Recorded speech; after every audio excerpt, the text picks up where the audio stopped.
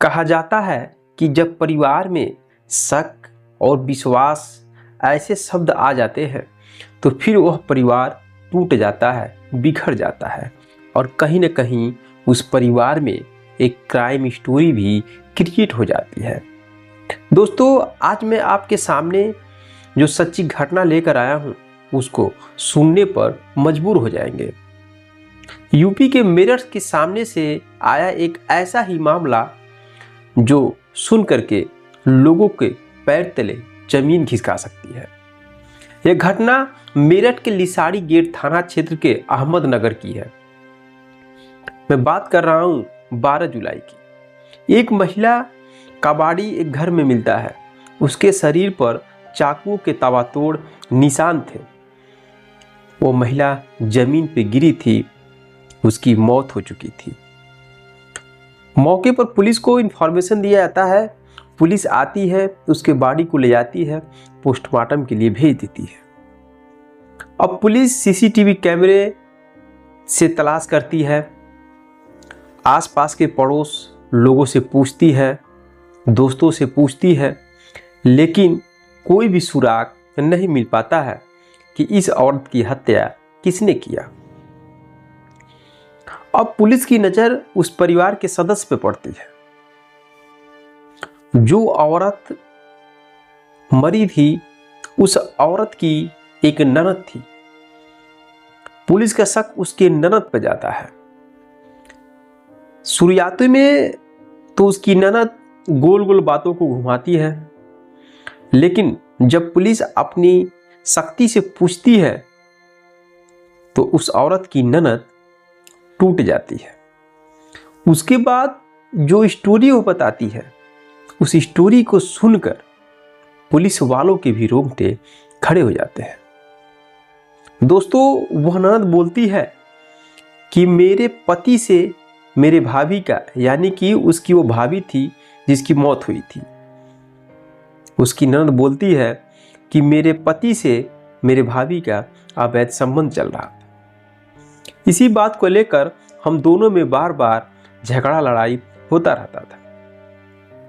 इसी वजह से 12 जुलाई को उन दोनों के बीच तू मैं होता है और झगड़ा इस कदर बढ़ जाता है कि उसकी ननद गुस्सा होकर किचन में जाती है और सब्जी काटने वाली चाकू को लाती है और उस चाकू से अपने भाभी पर ताबड़तोड़ वार करने लगती है।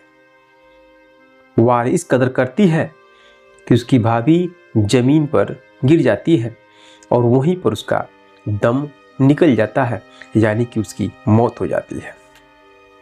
तो दोस्तों, इस वजह से उन दोनों के रिश्तों में दरार पैदा होता है और वह एक हत्यारिन बन जाती है। दोस्तों, जरा सोच के देखिए कि उसकी ननद का जो हस्बैंड था, क्या वह कभी सोचा होगा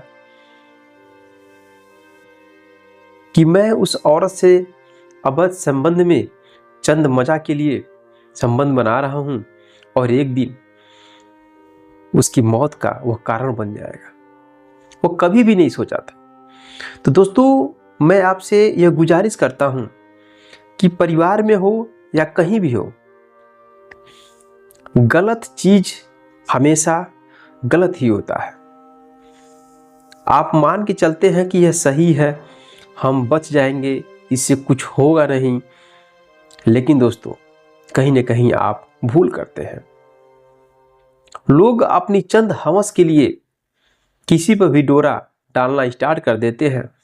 उनको तब समझ में आता है कि ये तो गलत है जब किसी का मर्डर हो जाता है, किसी की हत्या हो जाती है, तब लोगों को समझ में आता है। अब जरा सोच के देखिए उस परिवार का हाल क्या होगा। उस परिवार के सदस्यों को कितना गलान होगा, कितना तड़प होगा कि लोग आपस में मिलकर हंसी खुशी रहते थे, अब वही लोग दुश्मन बन गए। उधर वो महिला जेल में बंद। अब कोर्ट का जो फैसला होगा वो फैसला होगा और समाज में जो इसका छाप पड़ेगा वो अलग ही असर पड़ेगा। दोस्तों, ये घटना मैं आपके सामने इसलिए लेकर आया हूँ ताकि आपके परिवार में भी ऐसी घटना घट सकती है अगर समय रहते किसी की गलती को सुधार दिया जाए तो ऐसी घटना होने से बचा जा सकता है। और ज़्यादातर कोशिश किया जाए दोस्तों कि इस तरह से घटना को अंजाम न दिया जाए। क्या गलत है क्या सही है उसके अनुसार अपनी ज़िंदगी को लेकर चला जाए। तो मेरे दोस्तों, उस महिला को गिरफ्तार किया गया है और आगे क्या कार्रवाई होगा, कोर्ट उसको कौन सी सज़ा सुनाता है, वो तो कोर्ट पे डिपेंड है। बाकी आप लोग की राय क्या है आज की जनरेशन पर, आज के समय पर? अपनी राय कमेंट बॉक्स में कमेंट जरूर दीजिएगा। मिलते हैं नेक्स्ट वीडियो में नेक्स्ट घटना के साथ। तब तक के लिए जय हिंद, जय भारत।